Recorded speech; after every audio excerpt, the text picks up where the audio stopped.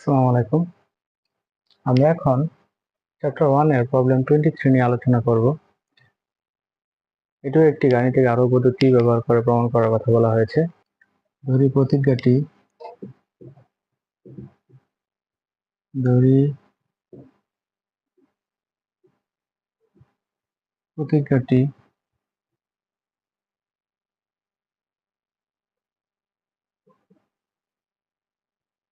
n a i সমান u 1 থেকে n a i।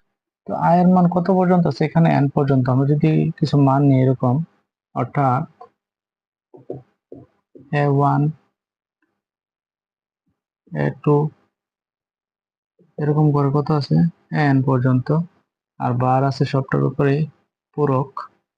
বাম দিকে যেটা আছে সেটা হচ্ছে কি, এটা পুরাটার উপরে, যেমন আমরা পুরাটার উপর দিলে আমার এখানে শুধু হবে a1 a2 এরকম ভাবে পৃথক ভাবে an। এখন আমরা যদি দুইটা নিয়ে কাজ করি তাহলে কি হবে, a1 ক্যাপ a2। এখন এটাকে যদি আমরা সেট আকারে প্রকাশ করি তাহলে কি হবে, x x a1 cap a2। যেহেতু আমি ভারটা রাখি নাই, তার মানে যদি ভার দিতাম ঠিক আছিল, যেহেতু ভার নাই তার মানে কি not belongs to x x not belongs to a1। যদি নট বিলংস টু হয় তাহলে এটা এমনিতে এবং হওয়ার কথা, কিন্তু এখানে নট বিলংস টু হওয়ার কারণে হবে অথবা x not belongs to a2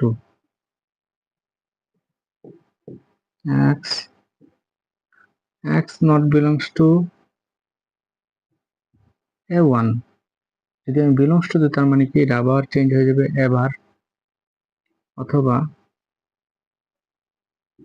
x belongs to দিলে কি হয়ে যাবে, চেঞ্জ হয়ে যাবে, ভার হয়ে যাবে x belongs to a1 ভার অথবা a2। তার মানে আমরা কি লিখতে পারি, a1 ভার আর a1 কাপ a2। তার মানে এই যে আমরা এই দুটা মানের জন্য যদি আমরা এরকম চিন্তা করি, তার মানে কি সত্য হয়েছে কয়টা মানের জন্য, দুটা মানের জন্য। তোমরা লিখতে পারো কি p2। সুতরাং p2 এর জন্য সত্য। এখন ধরি pk এর জন্য প্রতিজ্ঞাটি সত্য। তো যদি k এর জন্য সত্য হয় তার মানে কি আমরা k প্লাস 1 এর জন্য বার করব, p k প্লাস 1 এর জন্য কি পাবো আমরা, তাহলে এখানে যে জায়গায় কি আছে n আছে সেখানে k প্লাস 1 হয়ে যাবে, i সমান 1 k প্লাস 1 ai।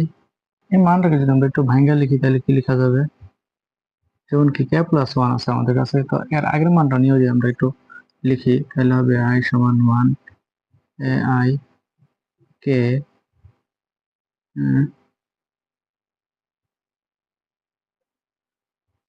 এ। তো এখানে ai ঠিক আছে, আমরা ai দিছি।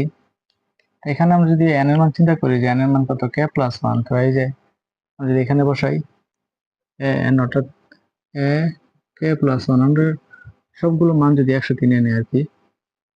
এখন যদি এই ভারটা আমরা ভেঙে ফেলি তাহলে কি হবে, i সমান 1 অর্থাৎ এই যে বাম পাশের ভার থেকে যদি আমরা ডান পাশের দিকে তাকাই, ক্ষুদ্র ক্ষুদ্র অংশ হয়ে যাবে k। তো ai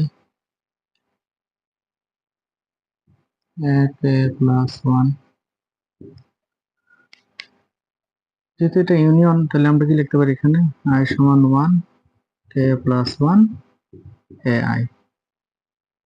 সুতরাং যেহেতু এটা p of 2 যেন সত্য, আবার আমরা k ই অফ কে এর জন্য ধরে নিছি, নিয়ে আমরা কি পেলাম, কে প্লাস ওয়ান এর জন্য সত্য। সুতরাং কি বলতে পারি আমরা, গাণিতিক আরোহ